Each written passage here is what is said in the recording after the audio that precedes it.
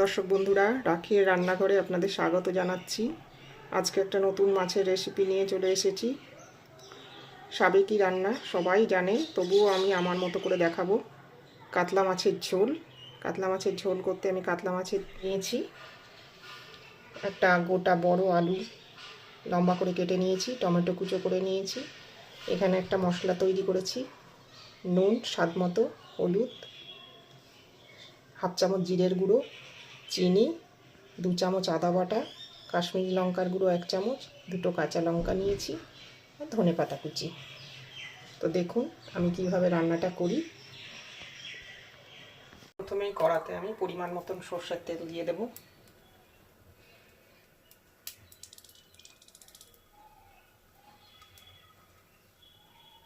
এবারে আমি মাছটা এক এক করে ভেজে নেব।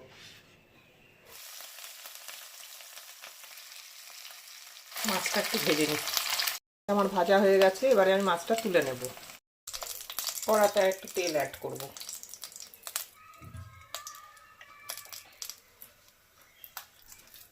তেজপাতা, হাফ চামচ গোটা জিরে, কাঁচা লঙ্কা দিলাম।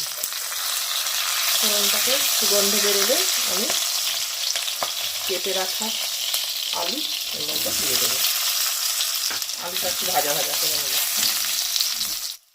আলু আমার ভাজা হয়ে গেছে, এবারে আমি টমেটো কুচিটা দিয়ে দেবো।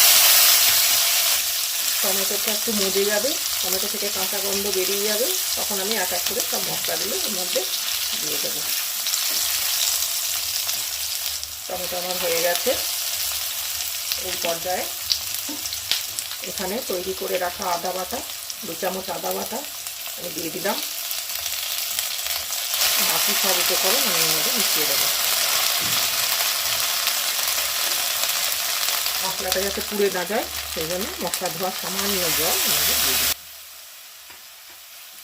মশলাটা ভালো করে কষিয়ে নিতে হবে। মশলাটা ধীরে ধীরে 2-3 মিনিট ধরে কষিয়ে নিচ্ছি। সামান্য সামান্য জল দিয়ে মশলাটা ভালোভাবে কষাতে হবে।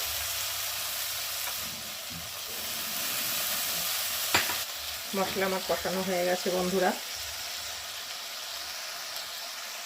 আমার এই রান্নাটা যদি আপনাদের ভালো লেগে থাকে তাহলে চ্যানেলটিকে সাবস্ক্রাইব করে আমার পাশে থাকার অনুরোধ রইল।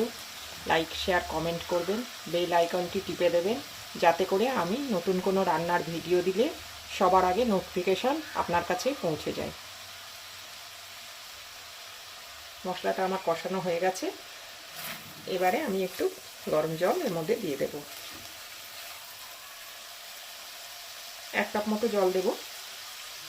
মাছগুলি ছেড়ে দেবো। ভেজে রাখা মাছগুলি দিয়ে দেবো, আর উপর থেকে একটু ধনে পাতা কুচি ছড়িয়ে দেবো। এটা ঢেকে 10 মিনিট হতে দেবো। কাতলা মাছের ঝোল আমার তৈরি হয়ে গেছে। এবারে একটু ধনে পাতা ছড়িয়ে নামিয়ে নেব।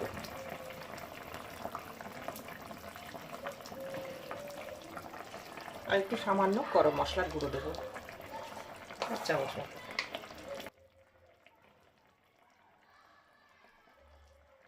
এবারে পরিবেশন করে দেব।